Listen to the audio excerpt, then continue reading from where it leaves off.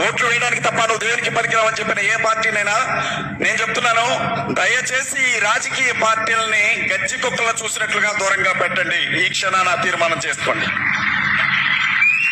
అరే బాబు, నీ నుండి నాకెంత దూరమో నా నుండి నీకు అంతే దూరం. కథలు పడుతున్నారా? భారతదేశంలో క్రైస్తవులు, ముస్లింలు, దళితులు కలిపితే 100లో 50% మంది ఉన్నామే. మా ఓట్లు అవసరం లేకుండానే గెలవండి చూస్తాం, మా మద్దతు లేకుండానే గెలవండి చూస్తాం. సింపుల్ తెలుసా? పెద్ద పెద్ద పాస్టర్స్ అందరినీ సైట్కి తప్పిస్తే మిగిలిన పాస్టర్లు భయపడతారన్న కుట్ర నడుస్తోంది భారతదేశంలో. అరే ఇంత జరిగితేనే, ఓటు హక్కు ఉంటేనే ఒక్క పార్టీ ఓటు మాట్లాడాలి మన గురించి. మాట్లాడారా? సరే, బీజేపీ మాట్లాడలేదు అంటే